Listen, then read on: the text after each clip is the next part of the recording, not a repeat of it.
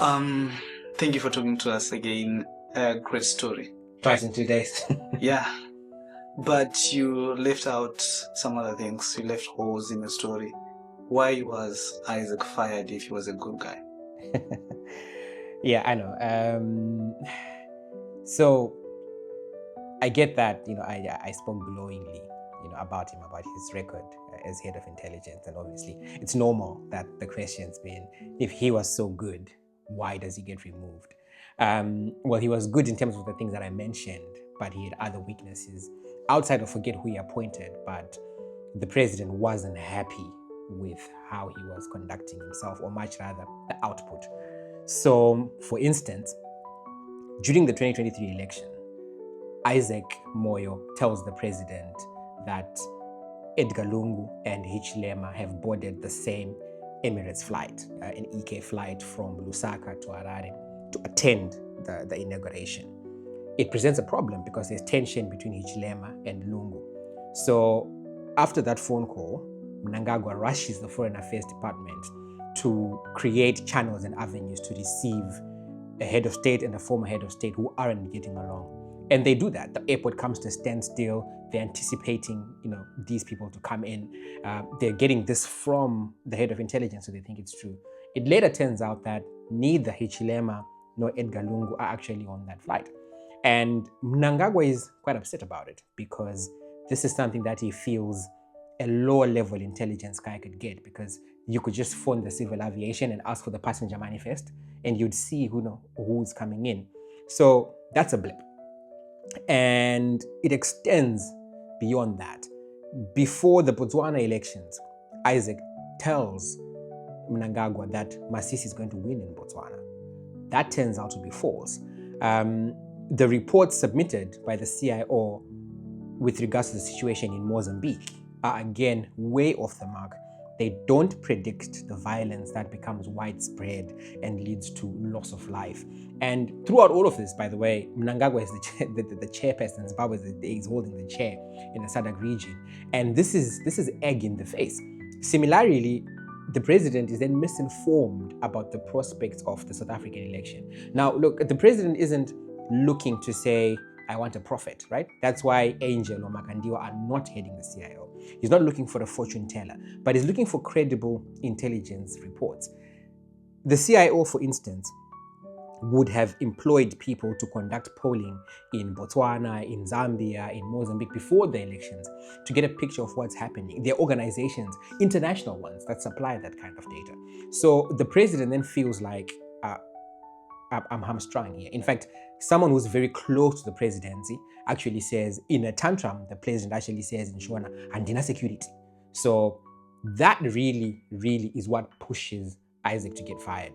It starts off with the issue in Zambia, the reports on Botswana with Masisi, and it really just explodes after the situation in Mozambique, where ED basically is showing up at meetings and what he has as reports are different from what then transpires on the ground.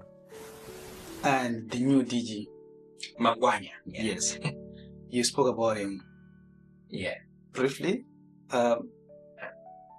What is it about Mangwanya that you're not telling us? There isn't a lot because I don't have a personal relationship with him, and that's one area in my work where I don't have as many sources around him. But there are things that I know that were not in the public domain. For instance, his glorious history within the intelligence community, or that he had worked as a commandeer at the CIO training school. Those are things that are not in the public domain. But I suppose what I'm not telling you is, sometimes the problem with investigative journalism, or the kind of journalism that we do, narrative form, is that people then expect you to become like a fortune teller. So they almost want you to predict into the future. And I was kind of avoiding, in that first episode, going deep into what kind of a person he will be, what kind of a leader. But in terms of what am I not telling you, well, the changes that is implemented already. And there's been widespread changes within the rank and file of the CIO. A lot of the older guys, older directors, they've all been retired. He's let them go. He's bringing in a younger crop of people. The CIO so far has become an extremely professional force. I mean, like I said there were thugs under Bonyongwe, and I don't shy away from that. They were thugs. And I've said that they became professional under Isaac.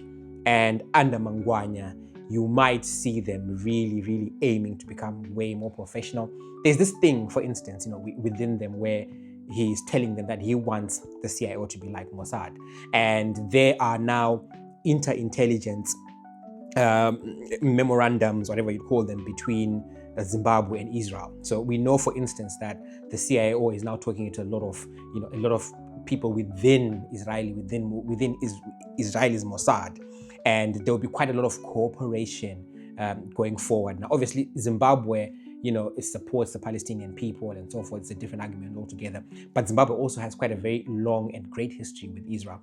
So that collaboration with Mossad should probably look to make the CIO a lot more professional. And those are things that Mangwanya will probably bring into the fourth.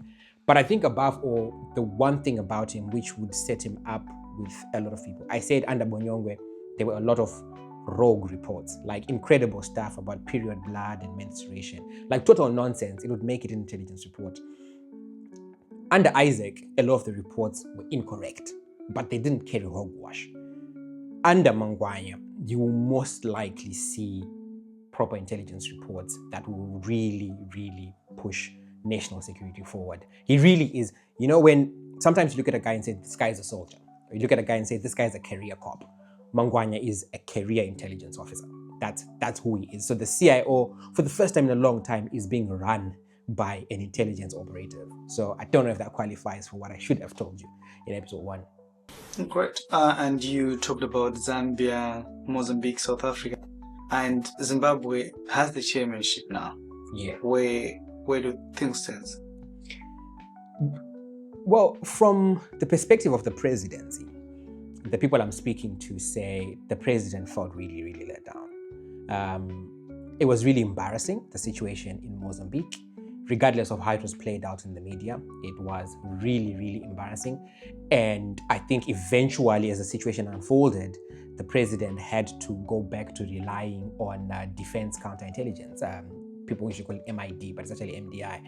And defense counterintelligence had to step in to start assisting him. Now, when ED gets into power, initially, he's surrounded by defense guys only. Right? Things change after White City, because when that bomb goes off, for instance, and I know I'm now digging into a story which we're going to touch on in future, but for now, just on the surface, when White City happens, everybody around the president is mostly from defense counterintelligence. And some of the criticism there, when they're doing the analysis afterwards and splitting hairs, is that the president is being protected by soldiers, some of them in police uniform. But soldiers are trained for combat, they don't act like policemen, they're not as good as the guys from the close protection unit, for instance. So he starts to shift gradually back to using the CIO, to using the police. And he now allows defense counterintelligence to deal only with matters of defense. But he relies on them on Mozambique, and it feels embarrassing. There are instances where, as the head of state, he's then in conversation and dialogue, with some of his counterparts, and he is then, presenting that. But I was told that Masisi would win. I was told that, Hichilema would lose. I was told that ANC would win, and it's really, really embarrassing. And obviously, Zimbabwe as a country has a significant interest in what happens with, around with its neighbors and around its borders. So what happened in Botswana was embarrassing for ED, but what happened in Mozambique was worse, because that played out almost on a global stage.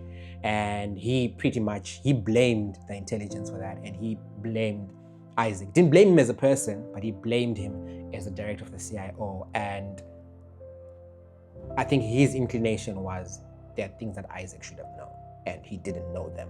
And for that, he lost his job. Something else. And finally, what about other sectors of intelligence? What are they up to? Well, I've touched on defense counterintelligence, military defense intelligence. They are probably the most efficient and effective arm that we have at the moment in the country. Police intelligence, police crime intelligence, they are quite, I think their hands are tied with the amount of armed robberies going on, the amount of crime and this and that. And obviously now we have this 2030 thing coming into the fore. The problem that presents is that it incentivizes telling the president what he wants to hear. And that has been a very huge weakness throughout President Mnangagwa's tenure, where the people that should tell him the truth sometimes are scared. I actually understand why Isaac may not have told him that Masisi is going to lose, because there's an inclination that it's very difficult to say to the president, by the way, I think I've got bad news to give. So that will incentivize a lot of organs of intelligence to actually supply information that might be incorrect. And we might see, a lot of that as we go forward. I mean, I was privy to seeing a report, for instance, about Geza the other day, and quite a lot of stuff in that report was frankly incorrect and was lies. But it's a story I'm still digging to try and find out where has it come from. But you can understand how a junior officer might feel that coming up with a rogue report about Geza, for instance, can incline him better to the people edging for 2030. Because look, make no mistake, the people within ZANU-PF that are for 2030 are not as wealthy as the people, they are wealthier than the people that are not for 2030, right? You look at the people that would be perhaps in the vice president's camp, they don't have enough wealth to compete with your Tagvides and your Wikino Shivayos and so forth. And again, as I said in that first episode, CIOs couldn't afford $2 for a plate of sadza. So they may be incentivized to come up with a lot of other, rogue reports. But it's speculation, and I'm worried about further going down that road. So I think we'll see what they're up to. I think it will make for interesting times. But I have, as a personal opinion, I think we will see a lot more straightening up of the CIO, especially under Mangwanya, because he's well respected. He's well respected even by G40 people, the people that were kicked out of government. He's well respected by Gamma Talks, if you remember Gamma Talks from Manjuru's days. So you have a person who is respected as a workman by Gamma Talks, is respected by Lacoste, and he's respected by G40. So hopefully that urge, it might get resisted. But the point was, what did I leave out, isn't it? And that's why I left it. Why did Isaac lose his job? He left the president with egg on his face about Mozambique, about Botswana, and about South Africa. And ultimately that cost him his job. And probably before we go, in the last episode, you talked about how Isaac refused to take down Nelson Chamisa. And yeah, you talked about him sending reports which were untrue. Yeah. About Mozambique, about Zambia, etc. Yeah. Where does this put the former DG? I can answer it in two ways. Where does it put him? I think it puts him in a bit of a sticky situation, but it's a sticky situation for which he says, I did what I was asked to do, and maybe I'm just not cut out for this. Ultimately, he's a diplomat who is competent in intelligence, but he's not an operative. So a lot of those mistakes do go down to him just not knowing how to run 2,000 operatives who are working for the CIO. And yes, you mentioned the Chamisa story, and I know that's been the punchline that people have run with a lot. But look, it's not unusual for intelligence organizations to take out opponents. Bad as that sounds, they do it world over. The MI6, MI5, they do it. CIA, they do that. Even National Intelligence in South Africa, they do that as well. So proposals like that are not unusual. But ultimately, I think what matters was that Isaac wouldn't authorize it. But similarly, remember I said directors had access to the president. So the president could have authorized it, and it would have happened. But Mnangagwa didn't authorize it. So ultimately, Mnangagwa has refused to have Nelson Chamisa killed. Isaac Moyo has refused to have Nelson Chamisa killed at the time. I suppose maybe what throws egg in the face is you'll have people asking, why are plans to kill political opponents landing on the desks of journalists, right? You rarely get plans by the CIA to take out members of the opposition or even terrorists reach on the desks of journalists, but sometimes they do. Think WikiLeaks, think Edward Snowden. So that is sort of where things are. And I know you said, where does that leave Isaac? I think ultimately Isaac can count on his relationship with the president. It's very good, the personal relationship. The work relationship failed towards the end, dismally, and that's why he's lost his job. I don't know what might happen in the future. I can't predict what ED will do. He might make him an ambassador. He might leave him out of the cold. But Isaac, for the most part, should be fine. His wife is within the ZANU-PF structures. I know she contested for MP. I just don't remember if she won or not. But she was in Mashingo or something, so she probably would have won. So he's still okay. He will never be too far away from the levers of power, because ultimately this is one of the president's closest friends and closest allies for years. Isaac's wife used to get victimized in 2015, 2016 because people in Mugabe's government, they'd kind of figured out that this guy is pro-ED. So that's sort of where he is. Yeah. Oh, thank you so much. It's always a pleasure. So yeah, and thanks again everybody who's watched. That was me and my colleague at Dagup. We had to do a part 2 because he had questions. He kept on asking me, you're not telling us other things. So that's what I had to say. We'll see you again next week. In the next episode, we have an investigative story that we're publishing next week. And I think finally we'll be able to release episode 1 of Unearthed, the podcast that we've spoken so much about. So this one's meant to be short. It's a Saturday, go have a beer at the pub and relax. And again, thank you for tuning in to Dug Up. We will pick up our shovels and go back to digging. Cheers.